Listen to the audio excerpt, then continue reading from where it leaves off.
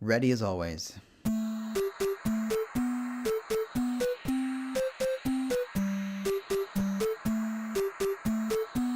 Welcome back, listeners, or if you are new, welcome to the Digital Divide podcast. I am Justin Fry. And I am Joshua Charletto. This is episode 29, so let's cut to the chase. Alrighty then. Good stuff. Good evening. Good evening, sir. I feel like I haven't talked to you at all today, even though I guess we just saw each other no longer than 24 hours ago, so. Something like that, yeah. I feel the same way. Hey, I have a question for you. Did you get any notifications on your phone for the Apple Music enabling on your Echo devices? I did not. I saw that some people on Twitter were reporting some random notification they got. And yeah, I was thinking it's to their iPhones and other iOS devices. That's what it seemed like, and I did not get that one. Did you get that one? No, I didn't, which is surprising, but since I have been following a lot of people who were speculating like how it was going to be implemented, I already, the moment it was active, enabled the setting. Okay. So I already have it, and since I love Apple Music, I don't want to change that, and so it worked out. And that's my news article, is that the fact that Apple Music now works on Amazon Echo devices, but on top of that, there was, I don't want to say backlash, but kind of like, hey, Apple, I thought you're not supposed. I don't know how to explain it. People were just surprised that Apple pushing out notifications to phones, but also advertising this new caveat to the Echo devices and allowing Apple Music to go through. It was a big deal to me, and I think it was a big deal to a lot of people, but not a surprise, but it definitely showed Apple's growing shift to more of this services-oriented lifestyle and revenue stream, which they've been doing for, I think, quite a while. But like, this is just like a very apparent service sidestep that they're doing, and I'm happy as a consumer because now I get to do this. But it was nice, and kind of, I don't know, I kind of have mixed feelings about the push notifications, even though I didn't receive them. But apparently, a lot of people were butthurt about it. Yeah, I'm not a fan. Anytime your phone gives you a push notification that you weren't necessarily opted in for or didn't agree to. But I also don't think that it needs to be a huge deal. I think it also is exciting that we have Apple and Amazon working together again, however well or not well that's going for them. Yeah, I mean, it worked well when I used the service. I mean, it responded. It was weird because initially it was just the skill you can enable, and you still had to say, "Hey, lady in the tube, shuffle my songs on Apple Music." And then within 2 days, I saw the notification come through, or some of the news stories come through saying, "Okay, now you can actually set this as your default player, and you don't have to say at the end on Apple Music," which is super nice. And first world problems, but really helpful. So yeah, I'm happy about that, and we're using it and happy. Christmas music has already been playing again. I can imagine it being like 1 billion times better. Yes. Than trying to use Bluetooth. I mean, the Bluetooth works well with Alexa. I use it all the time, but it's not the same. It's so different, and that's what you're saying. So that's awesome. Good for them. Yeah, it's the convenience. It's part of the reason why you buy this product. So totally.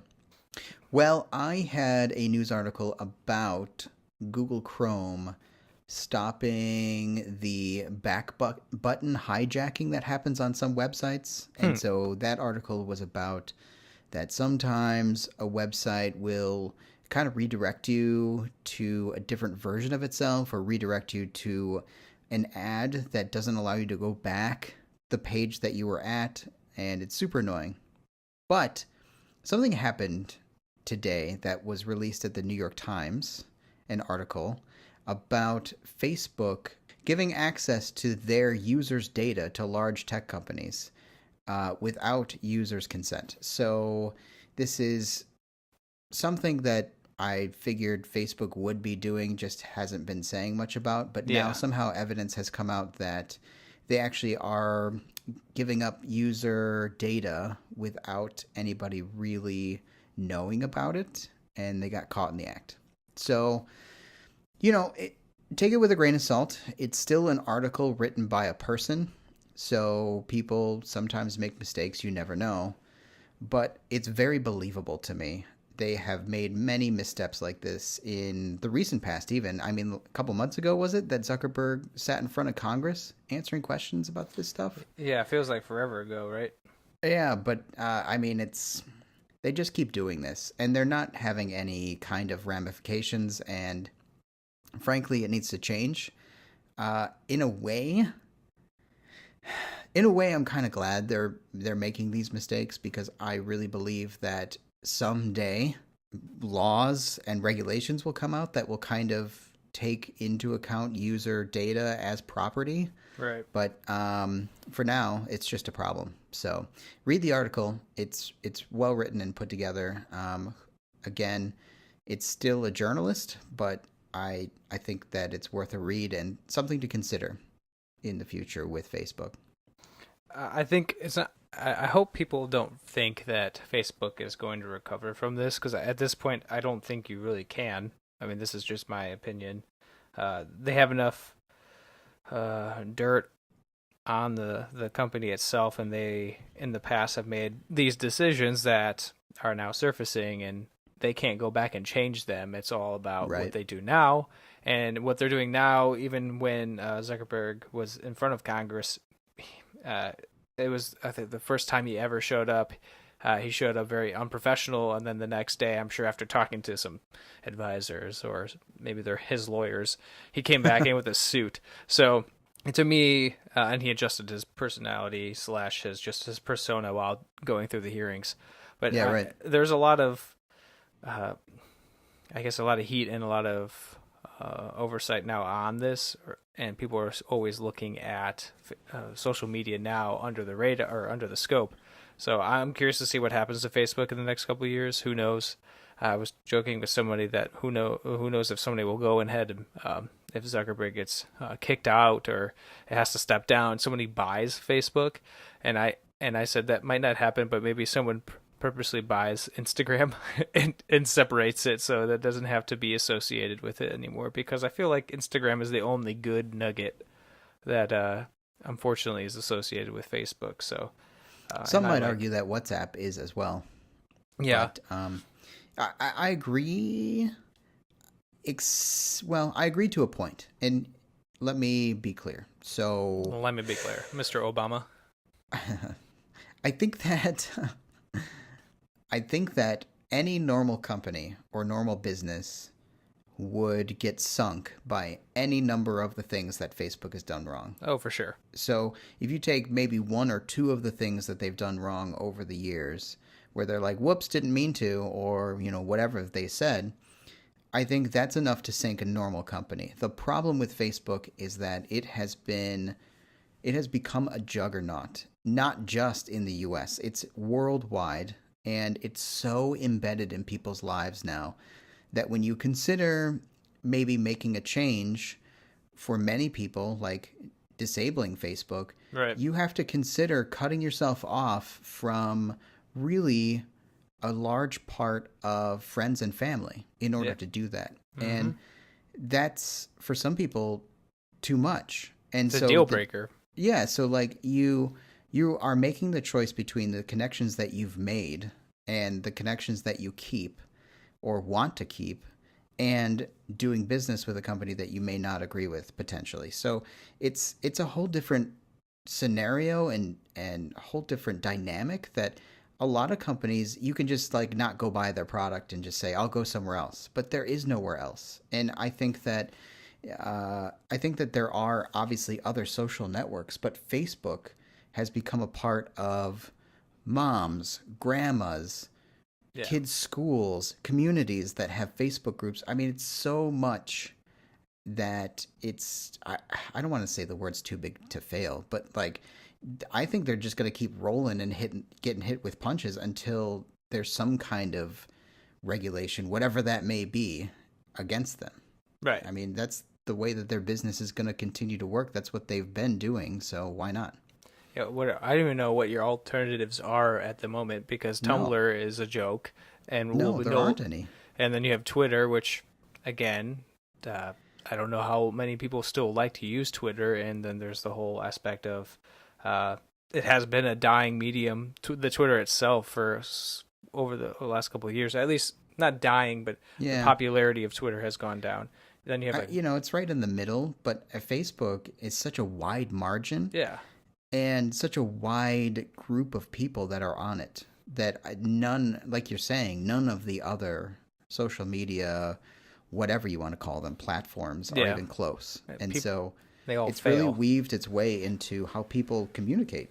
Yeah, and you really don't. There's other mediums out there, smaller communities, and you're asking people to move because you have no because you don't want to stay on Facebook. You can't really ask people, hey, I'm going to go to Mastodon, which was what we had discussed earlier in a previous Yeah. episode. Like no one's going to do that unless somehow there's more push for it. So we're at a stalemate right now of Facebook or nothing, and you made a leap already today, so proud of you. But Oh, thank you. I don't know if it's, I don't know. you can Who cut knows? that out if you don't want people No, to no, know. no. Who knows what's going to happen? But I did disable my account. I'm disabling it first just to try and be responsible and Yeah. make sure 100% before I fully delete it that there isn't anybody that I'd like to grab, information from and swap information. Yeah. But in a way, it's a relief, and I ended up disabling it this evening. So we'll see how that goes. And even for me, as much as I've railed against Facebook as a company and railed against what they do, it still was a lot of thinking that went into it. And it's not today that I thought about it. I've been thinking about it for a very long time and come close many, many, many times. Just because it's not even when I had it on my phone, it was like, yeah, I guess I'll go look. Or, yeah, there's another notification. It's like you're I guess obligated. I'll go look. And it became a job in some ways. Yeah, exactly. So it's just, I don't know. Who knows? And the thing that gives me pause is that I do feel like, good or bad, I am cutting off a group of people, large group of people, that I do not have any other connection to. And I still could kind of counsel myself with that a little bit and say, well, it's not like you talk to them every day. It's probably not even like you talk to them once a year. There's many Right. people on there that I haven't even said anything to over Facebook. It's just this like irrational comfort knowing that I have that connection if I ever wanted to use it, which is ridiculous and not actually of value. If it's really important to have that connection with those people, I would have already made that connection other ways, or it would have been stronger, or we would have had other information to swap where we're texting. It's just the monkey brain that keeps you wanting to go back and say, well, what if? And no, not what if. Just done. It's over. And for me, I'm just going to use the few social media like Twitter sites that I sometimes use, which is still rare, but sometimes I get entertainment out of that, and that's good enough for me for now. So that's where I'm at. More power to you. Maybe I one guess. of these days I will do that. But until then, I have to figure it out on my own. my wife has already pulled the plug on it, and I think she spends more time looking at my Facebook through my phone than I even look at my own. So I was really surprised when she did that, and I thought it was really cool. So I give her a lot of credit. Yeah. What was that, like 3 months ago she did that? Which is pretty it awesome. feels like 3 months. It might have been just 2 or 1. I don't remember, but she's been off of it for some time. That's great. So. Well, let's talk about something more positive. Okay, let's do that. I agree, please.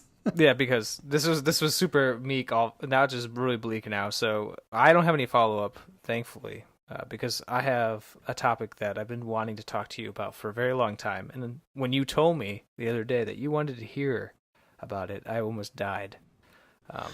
Yeah, well, it's something that I've actually wanted to ask you about for a while because I've always kind of tangentially been interested.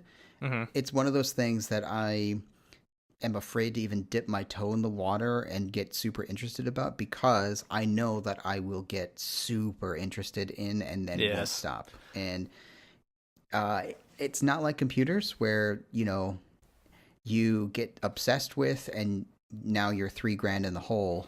You Eh. get obsessed with this and it's tens of thousands, if Oh not yeah. more, Okay, in the good. hole. I So was hoping that's where you were going with yeah, this.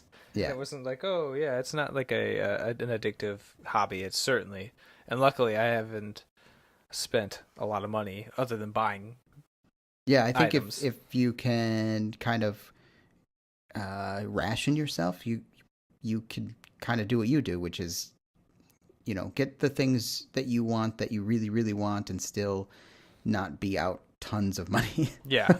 So I guess we'll cut to the chase here. And Josh, we're talking about cars and Yeah. something that it means a lot to me and has for years and years, ever since I was a kid. And I'm supposed to tell you before I start this that my wife said I'm sorry, or she said that she's sorry you have to listen, and you don't know what you're getting yourself into, because she is a trooper and listens to me on drives to work, on I like I road give her a trips, lot of credit, a lot of credit. because But that's why it's she's your addiction. wife, for better or worse, right? Oh yeah, and I don't know how my family dealt with it, because it's been something I've been I guess engrossed in all my life, as far as I can remember. Not when I Sure. was a kid, but certainly like a kid meaning like 5, 6 years old, but certainly as I got older into like middle school is when it really kicked off. So I guess, why are cars awesome, Josh? Why do you have an opinion on if cars are awesome? What's your idea of cars? Are you practical? What's your thing? What's your deal? They are of course practical, and that's the way I keep them in the practical box on purpose, so I Okay. don't get super into them. However, I, I, if you, if I take you down the deep dark hallways of my brain and open the door, I Mm, think cars are amazing. I really think they're freaking amazing machines that yeah. man has built. And again, kind of the monkey brain thing where you find that super loud car that is gorgeous at the same time with a Yeah. sleek body. Oh my god, like the '69 Stingray. I Oh my love that God. car. Uh, Classic. so I went to a lot of car shows with my dad growing up, and he always was a car guy when he was younger Mm. and built cars, and used to point out all the different things to me. Of course, I don't remember any of them. I've erased all that from my memory so The that I don't doohickey with the thingamabob that does get into it. Yeah, the like the Hemis and the ooh, manifolds and the the all the Cudas, stuff. So, but yeah, he used to point forged out all the things that pistons. he would work on, and we'd walk around. In fact, we even went to a few car conventions when I was a kid at Mm. like the McCormick Center, where Oh, they have all the concept cars and yeah, stuff. the auto show. So, I yep. think so. I went to the auto show. I can't tell you how many times. It's a great place. I love going to that. But you kind of like hit on one of the points that why cars are awesome to me is that cars are awesome because of the power. Yeah. And that's just an aspect of it. Because obviously not all cars have a lot of power. I mean, they have quite a bit. I mean, 130 horsepower. If you think about it, that's 100. That's a stupid term, but 130 horsies pulling something. Did you So just say horsies? I definitely said horsies. So it's a lot of power, but nothing gets you when you like you get into a big muscle car, you get into a fast car, maybe you get into a sleeper that has a nice like inline six with a turbo on it. You slam on the gas, and you have that feeling of power that just rips you in the back of your seat. That's that to me. That's exciting, exhilarating, adrenaline rush. It's a lot of things, but like power makes you feel manly or more powerful in itself. Doesn't mean that women can't feel the same way too, because I can guarantee you, when my wife got in the truck and she felt the power, which by the way is only a V6 and 305 horsepower, still a lot. Uh, she was like, "Oh, this has a lot of power. This is fun," and she was like laughing as she was Yeah. full throttle. So like to me, that's one of the biggest reasons is that feeling of like literally flooring it and hopping off the line and doing it properly to the point where you're not getting in trouble, but you're still having fun. So I think growing up too, my when I started to learn how to drive, I remember telling my parents, "Don't worry, I know how to drive. I play a lot of car video games." And my mom like was terrified, so Yeah. she never drove with me when I was learning how to drive. My dad did. He put me in a Dodge Durango. It was a 2003 Dodge Durango, um, in 2008. Yeah, 2008. Yeah, bald tires, and it was the first day I'd ever driven a car, and he put me in a snowstorm. So Wow. he told me to drive, and it was exhilarating because I got to feel what it's like to drift on That's accident. crazy. Yeah, he was like, "Here you go." I'm like, "It's snowing heavily outside." He's like, "It's okay, you'll learn." I'm like, "This car can't even go forward. My tires would be spitting, just creeping forward because the tires are so bald." That was fun, but yeah, I love power. I mean, that's the point of it. Cars look Yeah. cool. They're fast. They're big, small. But project cars to me is the biggest thing, which I have yet to experience. One day I will, but Yeah, I'm looking those are forward to that. the guys that are like the the wizards of the car world to me, where Oh it's yeah. like, how do you do that? And that's incredible. And show me, because I love learning about how things are taken apart and how they go back together and what does what, and you know, what part is that and why do you need it and where does it fit into the whole scheme. Those guys, there's a couple of managers at work that talk about. I was in a meeting where they ended up talking about the two car projects that they were working on Yeah. and sharing notes and how they had to go to the machine shop and have this part made so that they could put it in and adjust Yeah. how much fuel is being injected, or like that's the incredible stuff. That's like, wow, like It's the a fun science. science and stuff behind it. Yeah, it's So definitely yeah. it's like a huge science, a huge project. It's a learning experience, and I can guarantee you those guys went into this. Maybe they knew a little bit, and there could have been a couple projects, or maybe the same project they're working on now. They went in and might have bit off more than they can chew, and then they start learning. I mean, we live in a Yeah. world where YouTube is like one of the greatest things for car mechanics and car hobbyists, because we have the ability to go and I can Google right now how to replace a brake drum on a 20 blank 2006 Hyundai Elantra or something like that, and I can find that easily, watch somebody do it, and then replicate that by my own car. So it's a wonderful world we live in. But what Yeah. car? Because I have a question for you. Do you have like a specific car? You kind of talked about the Stingray, which is '69 Chevy Corvette Stingray, which was a very sleek body, by the way. It's a beautiful car. Still Yeah, is it a is. classic, and the new ones are great too. But is there like a car out there that like you've always wanted, or you've toyed with buying when you get older, or maybe when you were younger and you had no money? Well, so that's a weird question because I don't really allow myself to like lust after them, which is a Ooh, weird thing to say no, because it's probably smart.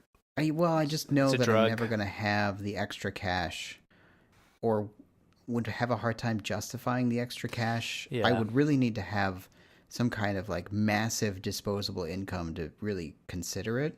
Mm-hmm.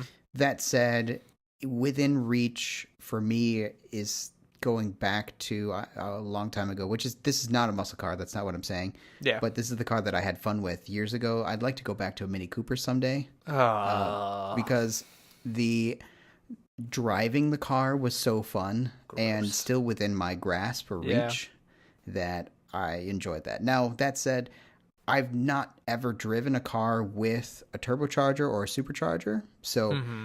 maybe if I could get like a Civic with either of those in it. I don't even know if they sell them with either of those in it.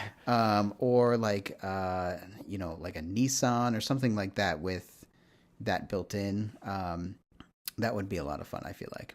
That Yeah. said, the if I let's say I was independently wealthy tomorrow, Mm-hmm.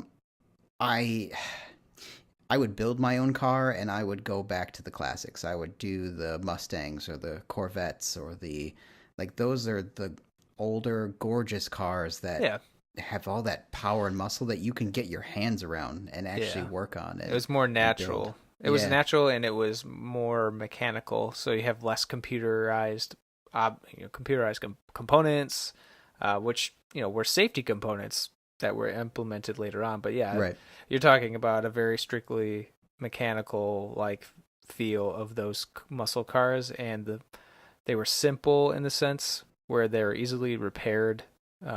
And still to this day, you can pick those cars up for project cars if you want. Yeah. And there's so many of them out there. There's so many manufacturers that make OEM or like manufacturer like products that will replacement parts that are exactly the same, just not made by GM, and fix it. So no, that doesn't surprise me. The Mini Cooper thing I'm gonna ignore because I have a short list of cars that I will never drive and never want to drive, and that's one of them. So Why is that? I'm 6'2", and when I was in one, the person who drove it like a maniac, and they didn't have good brakes, even though it was a small car for whatever reason. And this was probably stock brakes, but it just sounded like a rat's nest when they were driving it. Like, not rat's nest, sorry, bee's nest, and it was just like always buzzing because it's a 4-cylinder engine. And she was just racking on the stick as she was shifting gear. Oh god, it was miserable.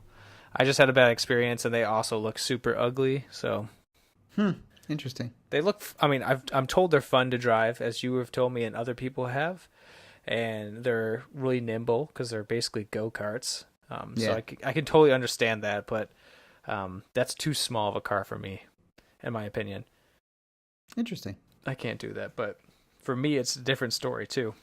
I like muscle cars, yeah, but I am a huge Japanese domestic guy. Like, I love Japanese imports. So, like, you talked about Nissan.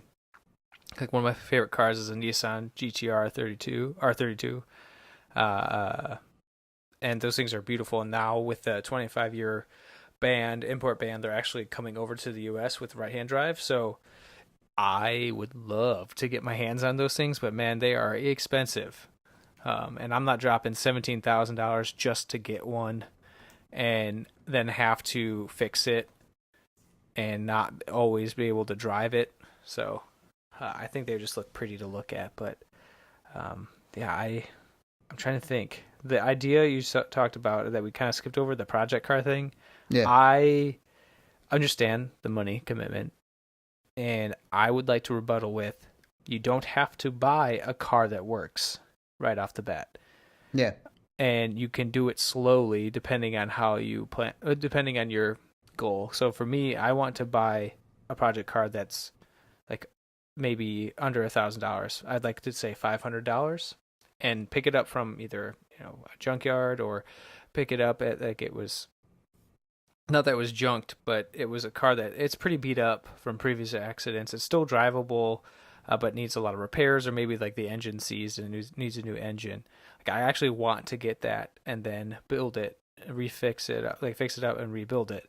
But the thing is twofold as my justification is part of that process. Hopefully at that time I have children and I want them to work on it with me, not because of the working on the project car part, but to help them learn lessons of life. I don't know, like, this image in my brain that I want this to happen because I want my kids to go through this process and say, see, look at all this hard work we put into this.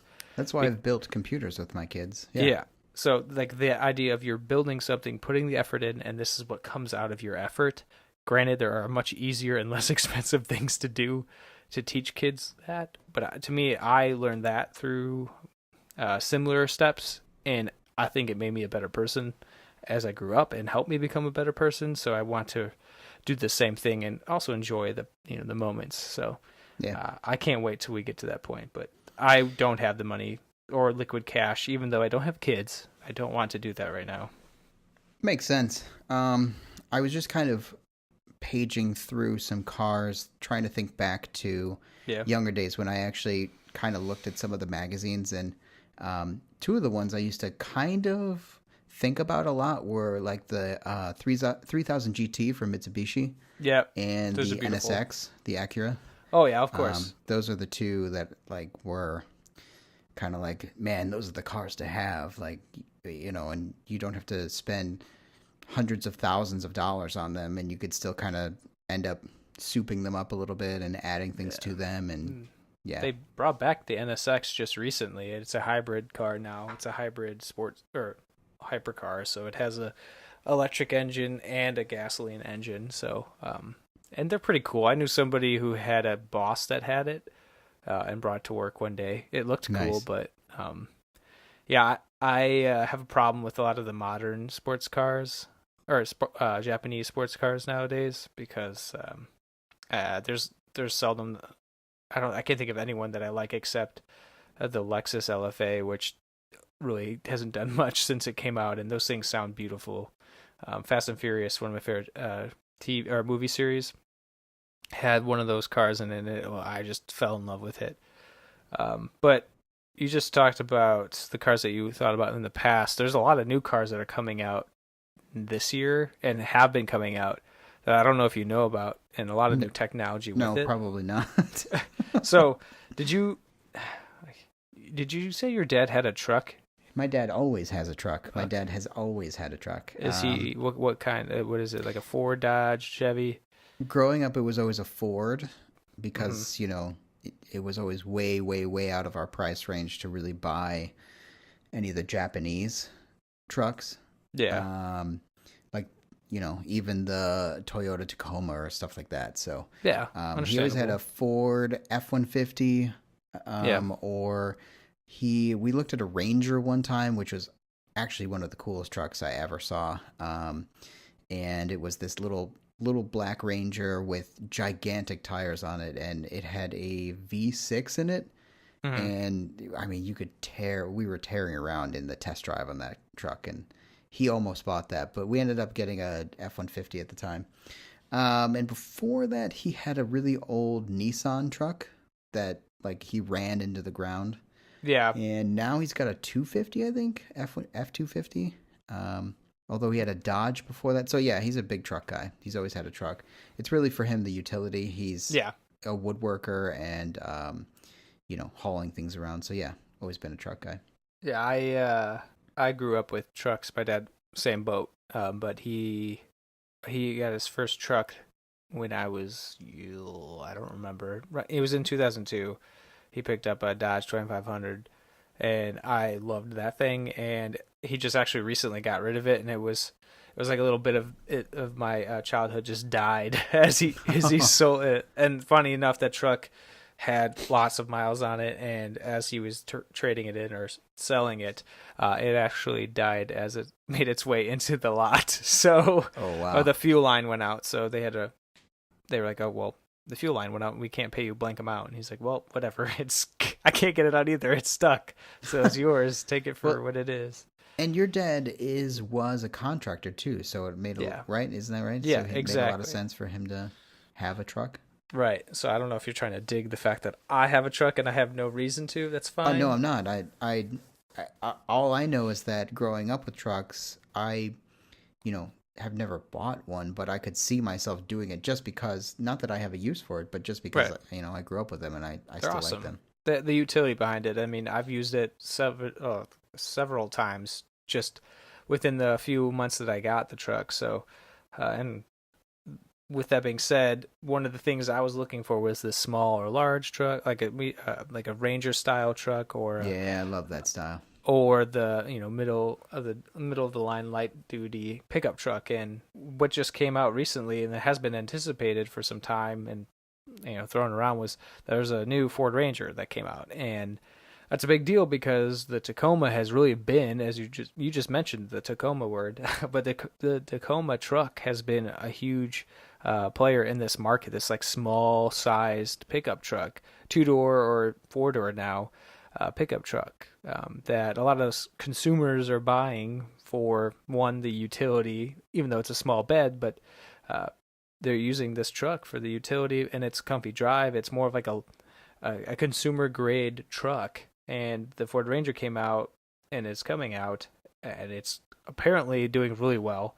It looks beautiful. They have different, as far as I know, there is only a V6 model. It's a 4-cylinder turbocharged engine that pumps out a decent amount of power, but this thing's nice, gorgeous, good off-road if you're into that. Still has the utility, has a great payload, so that's actually one of the biggest trucks, minus the new Dodge Ram that just came out, which I'll talk about in a second. That's one of the biggest models that came out so far for 2019 this year. Have you seen the pictures of it, or? No, and I was just about to look it up.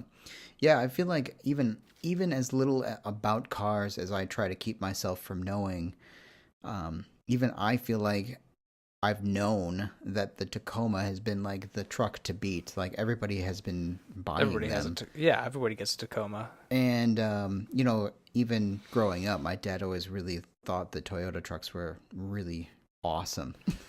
Yeah, And unfortunately. yeah, so They're expensive, but I have never been like I think the Tacomas are nice trucks, but I just don't really care as much. I like my Dodge Rams, and funny enough, I only like F-250s. I don't like F-150s. So what's funny is that my dad always was a truck person, and we never ever even batted an eye or looked at Chevy trucks mhm, because, and I've never driven a Chevy truck, but they're at all the right. time, he always complained about the fact, and I believed him, that they drove like cars, he would say. Like, Yes. they don't drive like a truck, they drive like a car, and it's so smooth, and it's so, like, you don't feel the torque and the power behind the truck as you're using the truck for utility, and he didn't like that at all. So, Yeah, I think that's a common thing now too. And I, when I was looking at a truck, I got in one and didn't even drive it because I immediately sat down and felt like I was driving a car. for It the being Chevy, for the Chevy, the yeah. Silverado. So I just didn't. I didn't like the feel of it, and I had heard that it actually was more rough. It drove more rough than the Dodge Ram, which is true, and it's my truck is much more comfortable than the Silverado. But yeah, I looked at it. They look really nice, but the inside is kind of cheap if you go for like the middle line, and the middle line's still pretty expensive. So Yeah, you want to get what you paid for, and you don't want right. to drive a truck that is uncomfortable inside. So I'm just gonna go through a couple other upcoming models, if you're okay with that, unless you have other Yeah, first I comments. just want to point out that I looked up the Ranger and man, it looks nice. Yeah, It's a cool looking starts truck. at like 27,000. So I Yeah. mean, it's still expensive, but it's you're gonna get what you pay for, and at in the time right now, pickup trucks are becoming more and more expensive. Yeah. So that's not surprising. Anyway, Uh, yeah, go ahead and run down your models. yeah, because the reason why I want to is that the Ranger is not something I really care about. It's cool, whatever. You got a Ranger Ford, great. Got an F-150 that does well, great. Same with the other things, great. But what's really cool, and I didn't know about until within the last 2 weeks, and I'm obsessing over, is Honda came out with the Passport, which is not a new model. In 2002, they had like a partnership with the Suzuki. I can never pronounce it right. Suzuki? Suzuki, whatever. Anyways, uh, they had this collaboration back in the day to make this particular SUV, and it didn't do so hot. It actually was a dumpster fire, and so they stopped selling it. But now Honda's revamping it and is releasing it for 2019, and man, it looks gorgeous. So Yeah, it looks cool. I want you to look it up now. It's like a cross between a CRV and a Pilot. So you have like a large SUV, you have a crossover which is really small SUV, and then you have the medium size or mid size SUV, and that is what it's supposed to fill in. And it comes with a V6, which is It awesome. looks like the size of like a RAV4. It's a little bigger, but yeah, it's essentially. But I what I like about this is that it's really appealing to, and I think I read an article. I don't know who it was by, but it's really appealing to the I kid you not, 25 to 38-year old who either has no children or is trying to start a family and doesn't want to get a CRV but thinks the Pilot is too big. So, um, Interesting. which is interesting because that kind of fits our criteria. It looks great. Has a V6, has I kid you not, a towing capacity better than my truck, which That's is crazy. insane. Yes, and I think it's great. It's four-wheel drive, or sorry, all-wheel drive, meaning all wheels spin with power. Where four-wheel drive is, you can have separate power deviations, two-wheel drive, and then you can change it to four-wheel drive. Just to clarify, um, but it looks great. The price is a little high because it's Honda now, and you're gonna obviously pay a little bit of a premium with Honda for most of their products now. Totally worth it though. Yes, which because you're a proud owner of Honda, so Mm-hmm. a little biased, but I totally agree with you. And I think I'm trying to think. It was like 31 or possibly 33. It starts at, which is kind of high, and that's not official because Honda hasn't really announced it. It just recently showed it off at a auto show, so we'll get more details on it. But that's something I'm really looking forward to seeing more about and seeing reviews. I want to drive it. I want to check it out. There's also a Toyota Supra. So I know. Oh, the Supra. Yeah, so that's another JDM back in the day, which is still my favorite by far. Supras are beautiful. Yeah. But it's not the same. I'm not really happy about it. They did a combination. It's a Supra built by Toyota with the partnership of BMW.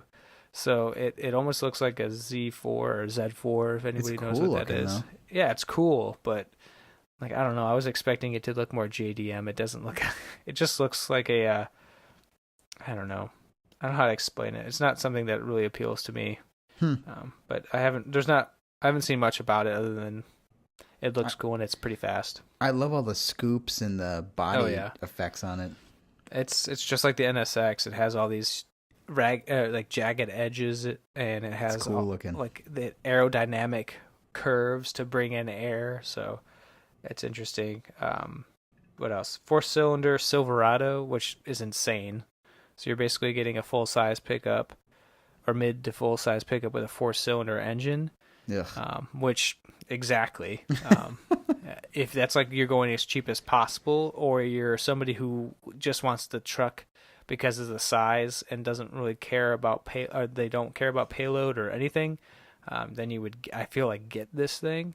And it's actually getting really bad reviews about EPA, the miles per gallon, and so far. So this is somebody's really first attempt or an attempt at making a 4-cylinder pickup truck that goes and appeals to a smaller niche of people. But yeah, I don't plan on getting it. Not that I would, but like I would never settle for a 4-cylinder truck.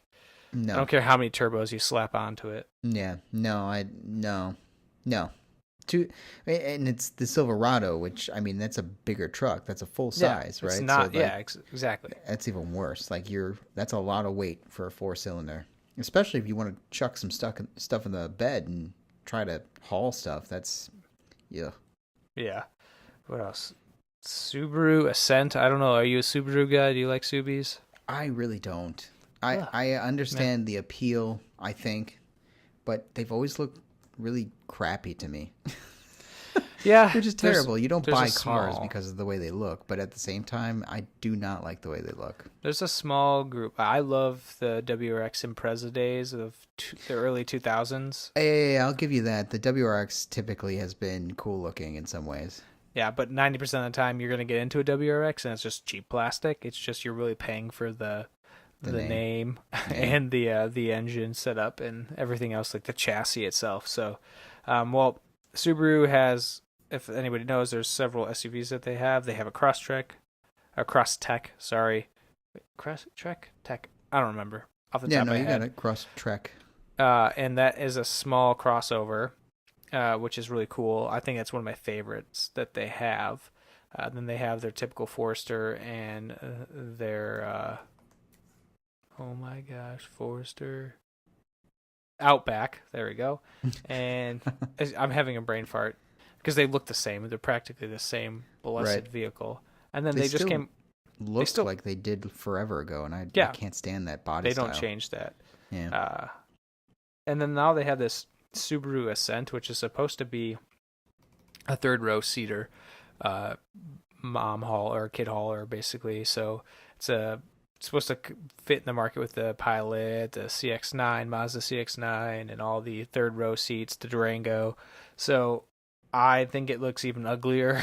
It's huge and ugly, and a lot of people were not surprised, but excited and kind of confused. Like, oh, okay, Subaru's making yet another SUV-like crossover sedan or SUV, but it's huge, and it really just got a big butt. So it's like an Outback, just got a little bigger and more uglier. So not really a big fan of that. But there's so many cars, Josh, that have been like, it's been a year of a lot of surprises, I guess. It's been lukewarm for the last couple of years with special cars coming out. So it's kind of nice to have these different cars and the markets opening up, even if they do crash and burn or look ugly. And of course, these are my opinions only. This doesn't mean everybody's having this opinion about the Subaru Ascent or the four-cylinder Silverado, but there's a lot. Yeah, and I think I don't know much again about cars, but they're fast. The car industry the car industry seems to go through those like back and forth lulls, and then they have that infusion of new body styles or new technologies, or all the safety, new standard options, or so on and so forth. And then again, it stagnates. So I think we just came out of that finally, where it's been a lot of them look the same and a lot of them act the same. But now we've got some newer ideas and newer body styles, which is always nice to see. Yeah, and new technologies, like you just said, are coming out and becoming standard. And then, of course, the higher luxury vehicles are now creating a new wave of technology that we will eventually see in 5 years come standard to, the typical mid-range to low-range cars. So yeah, it's always nice to see that first. Usually you see all the new high-tech stuff in the BMWs and the Mercedes, and that eventually trickles down to us. So I say us, like I will never buy normal one, people. But like normal people who can afford normal cars. Yeah. But one last one is the Dodge Ram, the 2019 Dodge Ram. Got a refresh. Looks beautiful. I didn't like it at first, but it's grown on me. But they have this new addition that you can get on the engine that's called an e-torque, or they call it e-torque. And what it does is it's an electric engine that upon startup, and it's part of the startup process of the truck, allows to use the engine at the lower RPMs. Use this e-torque engine at lower RPMs to like assist the movement of the truck and to give more torque. So hypothetically, it gets you faster 0 to 60 or off the line speed, but it gives you more power on towing. So it's really good for that and helps with your miles per gallon too. So it's a definite expensive add-on. I think it's like somewhere like $2,000 to add this on to the truck. But if you're buying a truck, you're already in the 45 range, 45,000 if you're buying something like this. So what's another $2,000, right? Yeah, no, exactly. I mean, that's such a small percentage. Yeah, exactly. People are buying these things because they're using them for utility, right? Or companies are buying them. So you need it if you need it, if you want, and you don't have to get it; it's an option. So, but a lot of people like it, and Dodge has been doing a lot of luxurious restyling of their cabin. So now I'd almost don't want to get a Dodge because what if I get it dirty? I was just looking at some of the pictures of the 2019 Ram screen. Inside of it. I mean, there's some cool parts to it. It's definitely different. Yeah. Of course, the picture I'm looking at, specifically has CarPlay on the screen. Yeah. Which how convenient. Is a huge seller for cars, I feel like, these days. Yeah. Yeah, and CarPlay. Let's talk about that for a second. Do you mind? Sure. I mean, no, I don't mind. CarPlay and Android Auto, I think people don't realize how awesome that is and how beneficial it is to someone who's using a smartphone. Yes. By simply plugging in your phone, whether you have an Android device or an Apple device, it projects, or at least screen captures or projects onto your screen on your car, and you are given access to apps that help you or that basically pull you away from using your phone in your hand. And yes, you still have to punch on the screen, but you can use your maps. If your car doesn't have GPS, you can use your phone's GPS and data to display Google Maps or Apple Maps or whatever you're using, Waze, and now you have a GPS on your car. or play music, listen to podcasts. Like it makes the entertainment part of your car or truck so much better. Just getting that set up. So I have my complaints, but it is leaps and bounds better than the old style oh sure, of yeah, doing infotainment systems inside of cars, and it's invaluable yeah, in my opinion. It changes the game, and you mentioned that you're touching the screen to do stuff you do, or at least I do, but more often I'm actually using my voice to do yeah, most things. and Like it's gotten better. I'll say, "Hey lady, tell my wife this." And Yeah, she'll say, "You're saying this. Do you want to send it?" And I said, "Say send," and then that's it. yeah, Or I'll say, "Get me directions to the nearest." I don't know what to say. Get me directions to the nearest, McDonald's or Whole Foods, or yeah, you can just call it out, and she gives you a couple options. You tap the one you want, and boom, you're off. So yeah. it changes the game, and I feel like it's kind of where the infotainment systems were headed in that direction. But the fact that it's born from your phone onto your display allows you to kind of control what apps you do and don't want to Oh yeah. use and how you want to use them, and that's a whole nice thing. Plus, now that Apple allows you to use Ah, you beat me to it. Dang it. yeah, now that Apple allows you to use third-party mapping applications or apps like Waze or Google Maps, it's a whole level of awesome. So Yeah, and it is awesome. I strongly suggest if anybody right now, which should come standard with most cars, anything from 2018 and up, if your car or truck or vehicle that you're buying does not have either CarPlay or Apple CarPlay, sorry, or Android Auto, you should definitely not get that car because it is once you've used it, you won't want to be in a car that doesn't have it. That's my opinion. So, yeah, for us, when we go, if we do in the next few years or however long, go to buy a new car, that will be the number one thing on the list. hopefully Which is it'll ridiculous. be standard. Yeah, it's ridiculous, but like we have one car with and one car without, Mm-hmm. and we have to really weigh the choice when we choose one over the other. My wife loves it so much that like she'll just drive the car with it more often because Yeah. it's that important. So Hey. yeah. Okay, so I know something you wanted to quickly talk about, and I mean we can talk about it as much as you want, but you wanted to talk about Tesla, right? Well, and we don't have to make it about Tesla per Okay, se. electric cars, Yeah, alternative they're just fuels. the ones that are I guess you could call it most successful, or which is actually building the cars. Let's think about it this way: they're more public. They're more of public knowledge. They're in the know more. People know about Tesla. If you say, "Hey, Tesla," they'll recognize whether it's because they've heard about some crazy thing Elon Musk has done, or they've seen one of the cars on the road and went, "Wow, that looks amazing." Yeah, they're the Kleenex of the electric car world. Yes, that's a good one. Yep. And really specifically, the reason I wanted to bring it up is I feel like you have a really good grasp of cars and where they're going and the technologies and the mechanics and all the good parts of it. And I wanted to kind of hear your take on where you think it's going to go, who you think is going to come out on top, if Tesla is actually doing it right, all the things. So, yeah. What do you think? Okay, so I'm gonna try. It's to a break lot of this stuff down. in one sentence. One, looking at alternative fuels. Well, hold on. Wait, can I pause you for a second? Yeah. I also want to be really clear. Let's not discuss Elon Musk or the company itself. I just want to talk about the cars and the technology. Yeah, I plan on talking about the technology in general. Awesome. So looking at the fuels, alternative fuels, really the only thing right now that is doing well, and it is really thanks to, I would say, Tesla, Exactly. is electric cars.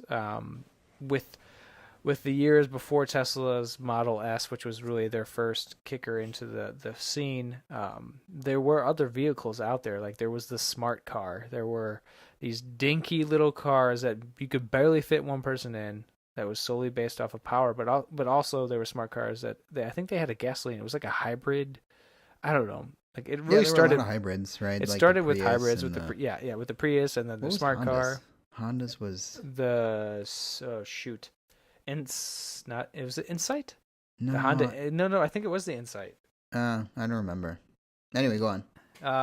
Yeah, it was definitely. Yeah, and then they had some weird looking. It was definitely that. But anyways, there was people. The people and companies had dabbled with electric, and they did okay. And then they realized this hybrid nonsense is actually pretty not easy, but it was a better bet because it kind of soothed the fear of if I ever ran out of electricity, I have my gas engine kind of ordeal. But uh, what I think happened in just the last, I'd say about 10 years, is that Tesla came out with the Model S and showed us that we can have these beautiful looking cars be, I'm not using the word practical, but these cars that have long range and can make it to and from on your day-to-day daily drive to work, look good, give you all the essentials that you need, um, pick up the cargo that you need, and get you back home, and you just plug right in. And what I think about it is that there are many competitors out there. You have BMW has an i3 and an i8. i3 is like their electric little subcompact car, and they have a sports car i8, which Yeah, is in itself interesting. Audi has their e-tron line. GM has their economical, in quotes, Bolt, which is ugly. Yeah, I hate that thing. Someone at work has one. Really? I think yeah. There's a Chevy Bolt. I don't remember. Chevy Volt. Yeah, because there's a Bolt and a Volt, not to be confused. I think. I think I've seen the Volt at work. Yeah, but they all these companies have made these products, but nothing has caught on to the Tesla, and I really think it's just because of might be the marketing, but really the appeal of the electric car. Most of these electric cars look ugly and are unobtainable, and I'm still saying the Model S is extremely expensive. They start at $60,000, Right? but now with the ability to buy a Model 3, or debatable if you want to say you can actually buy a Model 3. They started at $35,000. That's an electric car that can get you 300 miles on a charge for $35,000. You never paying gas. You can Tesla created charge stations throughout the United States and now, across the world. But mainly the United States having all these hubs where you can quick charge, and it's essentially free to charge your vehicle. You're never paying for gas. It's a huge win for people. We didn't have that with the BMW i3. Like BMW wasn't going, I'm going to go build all these hubs that you can charge. I'm going to build these manufacturers and this huge plants to build just this vehicle and make it more popular. And I think that's why Tesla really is on top, and why there's this huge push and not huge push, but more popularity in the idea of owning an electric car, is because Tesla has proven to us that you can look good in one.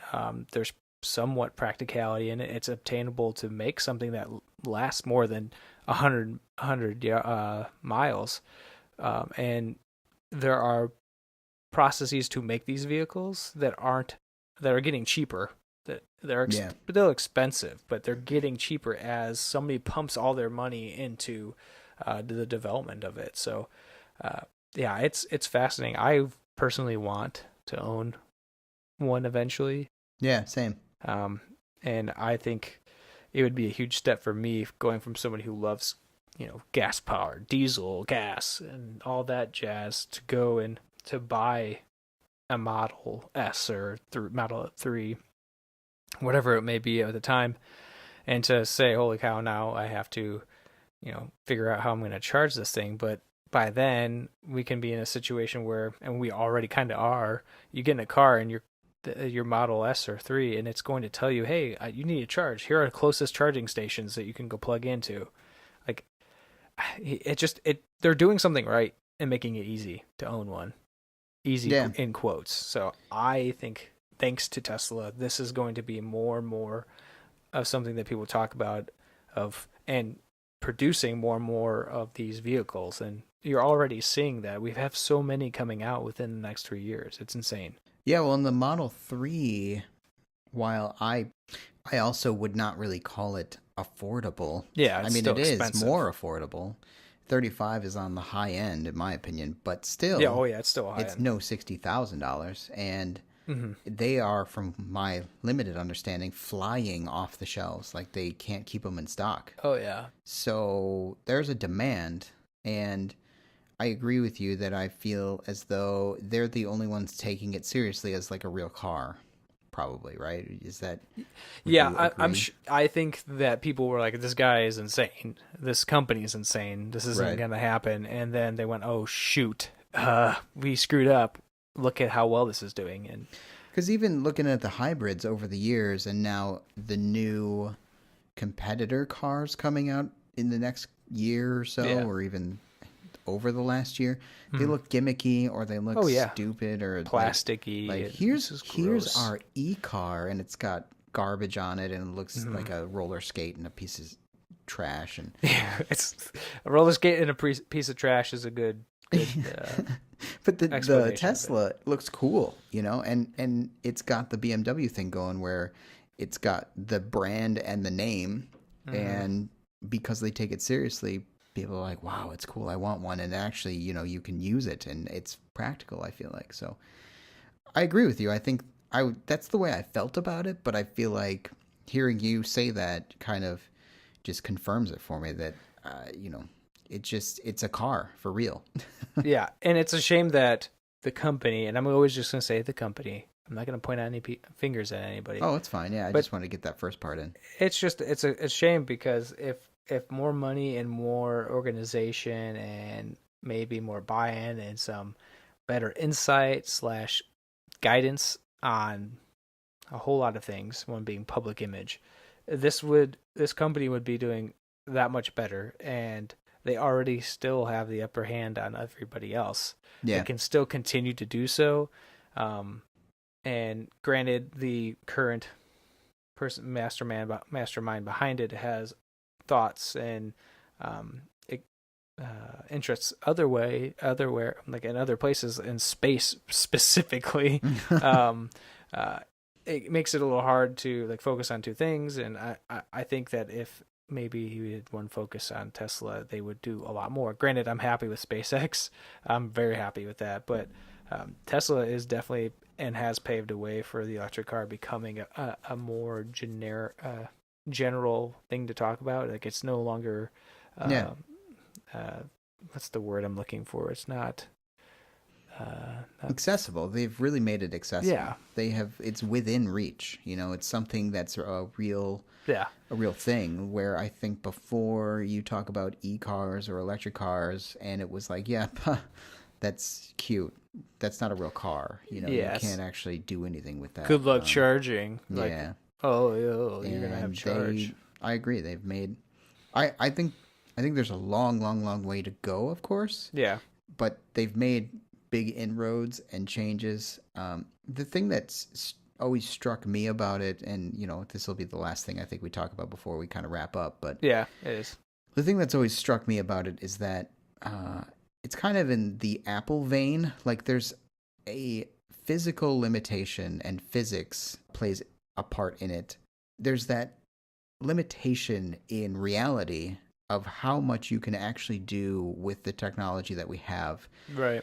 until there's some major, really scientific breakthrough with energy. And I mean, I feel like they're going to have to keep cramming, even if they make these batteries incredibly efficient over the next 5, 10, 20 years. Yeah. They're going to have to basically, at bottom line, just keep cramming more and more batteries in if they want to change that range or change, the utility of these vehicles.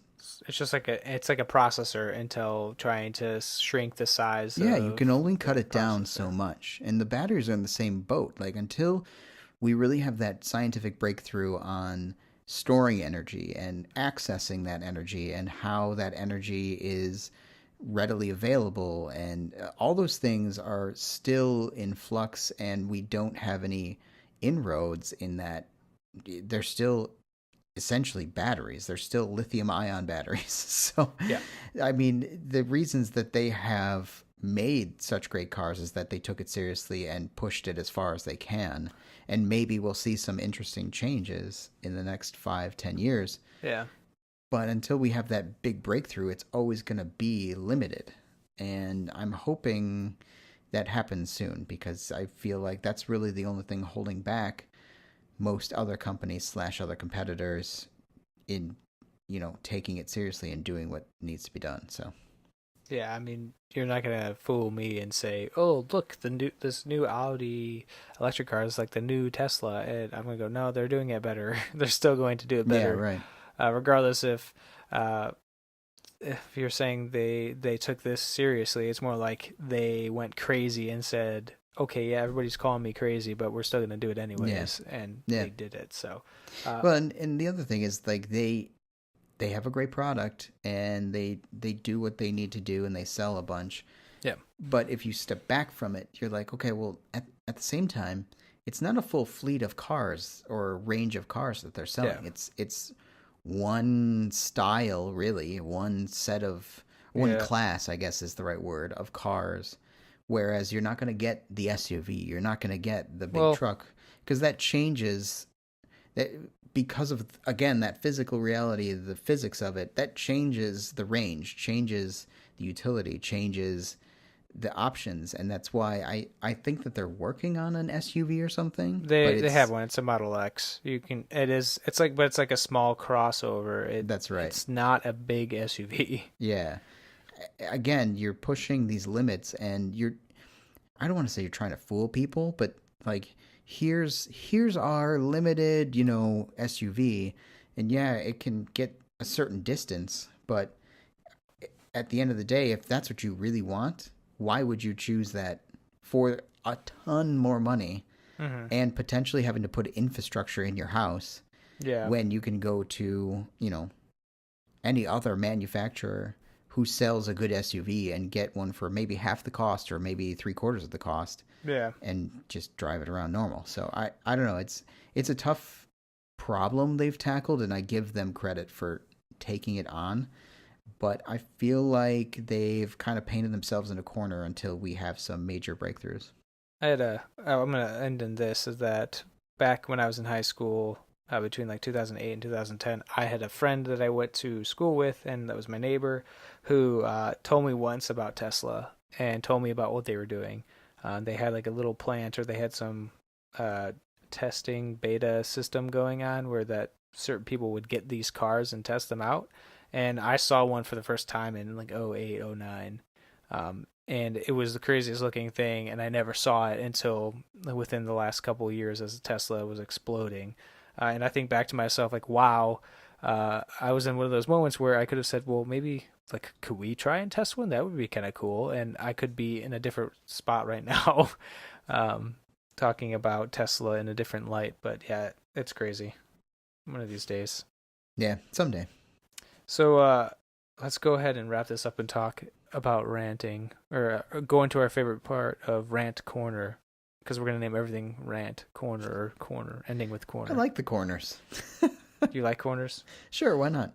Okay. I always go first, so please go ahead and rant, Josh. As per usual with these, this is another pet peeve, because really there's so little that is a major problem, really, unless there's an actual major problem. But a pet peeve, if you don't know something, don't pretend to know something. It's, in my opinion, so easy to see through. And then, to me, you lose all of your credibility. And I think it's really not a big deal to just say, I don't know. I really don't think that I don't think it's that hard. I really don't. And I feel like we kind of are in this information age and culture now where not knowing something puts you behind, and people assume that you're behind, or that you aren't credible because you don't know. I argue the opposite. If you don't know, admit to it and then go find out or ask more questions or say, I'll find out. And I think that puts you in a way, way better spot, at least in my opinion, for credibility and integrity. Like, that just tells me that you don't think that knowledge is the only thing that makes you worth something. That you having the ability to go out and find it or put the work in to find out is worth something. So I think there's more value to that. Don't pretend. It's easy to see through, and it's not worth it. It's almost embarrassing. It is. It's like you cringe. It's so embarrassing. I'm embarrassed for people when they do that, and it's like, wow, you just strung some words together which sound fancy, but really you just told me everything I need to know about you in the fact that you really aren't a part of this discussion. Yeah, and you ended up not listening to what they're actually saying and listening to what they're trying to say. I don't know if that makes any sense, but you stop trying to pay attention to what they're actually trying to get out of you or relay to you, and focusing on the negative. So, or a completely different message. So, yeah, exactly. Mine is kind of similar, but in the sense it's the latter, where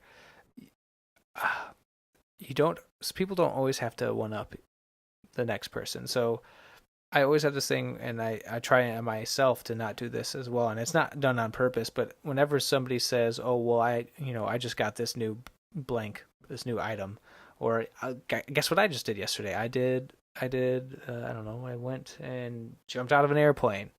Yeah. Something like that. And I feel like there are a lot of people out there that the moment that happens, like somebody says, oh, I did this, they immediately go to a time where they ultimately think they did something better. They're like, oh, well, that's cool. I did a couple, or I have my license to jump out of, I don't know, like I'm a certified skydiver, or I don't know, I'm trying to think of an example, but that's the best one I can think of at the time. But you don't have to one up everybody. Like, just applaud the person for the accomplishment. I think that's more acceptable, and people aren't looking for you to ruin their parade right off the bat. They're just saying, hey guys, look what I did, isn't that cool? And all you have to do is say, yeah, it's cool, or go like, even if you don't agree, just say, yeah, that's interesting. You don't have to say, well, I did it better, because you just look like a jerk. So don't waste my time. It cracks me up, and I see it every single day, and it's so annoying. It really is. Yeah. It's kind of along the same lines. Like, stop looking inward and look outward, and listen and pay attention and try to take interest.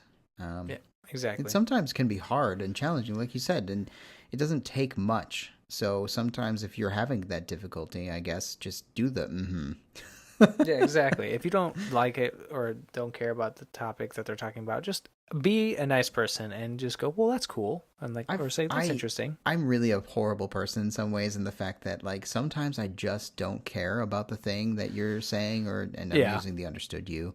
Like, the person's talking at me and they're telling me something that I just have no interest.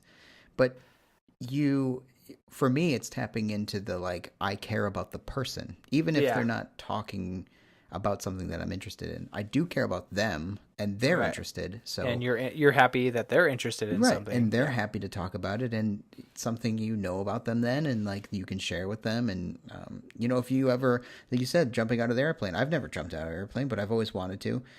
I won't. I promise.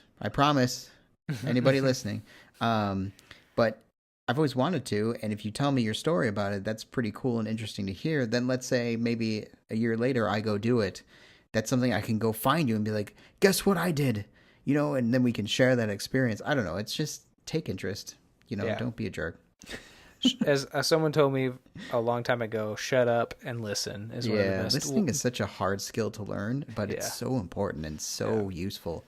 And people really feel like you care and that you're willing to care about them. I don't know how else to put it. It sounds dumb when I say it that way, but that's true. I mean, and that's part of it. It's not that you necessarily care what they're talking about 100% all the time, but you do care about them, and that's important. So, yeah. All right, you ready to close this bad boy out? I guess so. And now I'm just rambling. Well, we can go ramble and play some Terraria, so. Yeah.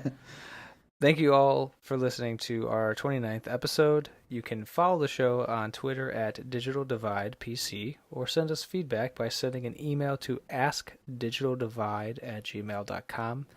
All this information you can catch on our website at www.digitaldividepodcast.com. Additionally, you can follow our personal accounts. I am on Twitter at justinfry121. And Josh, where can people find you? You can find me on Twitter at jcharletto. That's my first initial last name, spelled JCIARLETTO.